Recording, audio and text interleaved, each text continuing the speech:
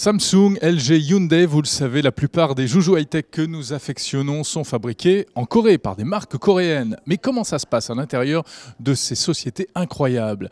Le français Éric Surdège a passé 10 ans chez LG. Il a dirigé la filiale française de LG et il signe aujourd'hui un livre. Ils sont fous, c'est coréen. Un bouquin hallucinant, bourré d'anecdotes sur les coulisses de ces entreprises coréennes.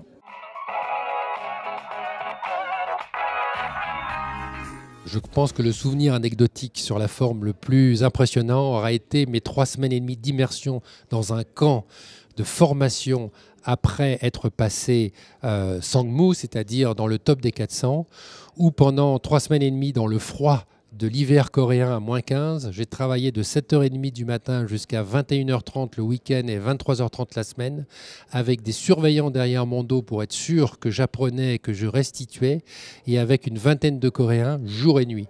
Et je comptais tous les soirs en me couchant dans ma toute petite chambre en plastique parce que c'était étroit. Je mettais un bâton comme un militaire pour le nombre de jours restants, tellement c'était pesant. Une vie de prisonnier. Ouais, une vie pas loin de... Pas le droit de sortir évidemment, mais une vie à peu de moments pour se libérer l'esprit, pour penser à autre chose. Malgré tout, quelquefois, on le sait, les Coréens aiment bien faire la fête. Et alors là, ils se lâchent.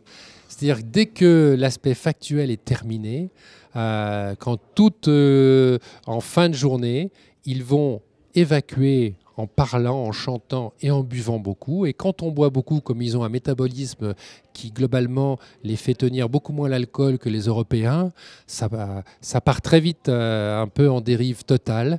Et là, on assiste à des scènes qui sont parfois uniques, qui sont invraisemblables et qu'on n'aurait pas pu imaginer quelques heures avant. Et par contre, le matin, tout est revenu en ordre.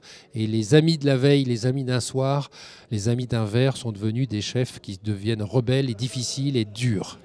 Alors, vu de la France, ça paraît complètement surréaliste. Est-ce que c'est ça qui explique malgré tout le succès et notamment le succès commercial des produits technologiques coréens aujourd'hui ? Le vrai succès des sociétés coréennes et notamment d'LG a été d'investir beaucoup sur des innovations en termes de produits ou de solutions. Ces innovations, elles ont été appropriées par des chefs qui ont donné une direction à toute une entreprise. Et la grande force des Coréens est et a été dans cette direction de disséquer toutes les tâches en termes d'exécution, de les contrôler en termes de timing, de qualité, de succès, pour que chaque parcelle de l'organisation soit contributif au projet global. Et ça permet effectivement d'atteindre des performances de rapidité par rapport à un contrôle de l'exécution qui sont énormes par rapport aux entreprises françaises. La nuance de tout ça, c'est que c'est fait dans un déficit de prise en compte de l'humain et que parfois, ça fait des drames humains, des drames familiales parce que les gens ne résistent pas toujours à cette culture du fait, de la mesure et du classement. Sur le plan technologique, on se demande toujours quelle est la part d'innovation et la part de copie. Est-ce que les Coréens sont toujours en train de suivre les Japonais ou les Américains, Apple, etc. Quelle est la part de créativité au fond ? Je pense maintenant il y a les deux. Pour revenir dans la course, les Coréens ont beaucoup copié et ont copié avec leur savoir-faire en termes d'exécution. Maintenant, les entreprises sont devenues relativement riches, ont du cash flow, ont des développements, ont des laboratoires, ont des chercheurs. Il y a une société comme LG, elle a près de 7000 chercheurs en permanence qui cherchent des brevets, qui les déposent, etc. Donc cette innovation, ils l'ont.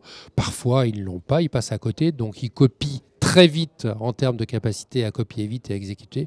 Mais globalement, sur les vraies technologies, quand on parle des écrans maintenant, quand on parle des technologies Android par exemple et des associations, on peut laisser pour compte le fait que les Coréens ont vraiment innové dans ces domaines. Voilà un petit aperçu de ce livre. Il y a encore beaucoup de choses à dire. Nous recevrons prochainement Éric Surdège sur 01net TV pour en parler. Salut à tous.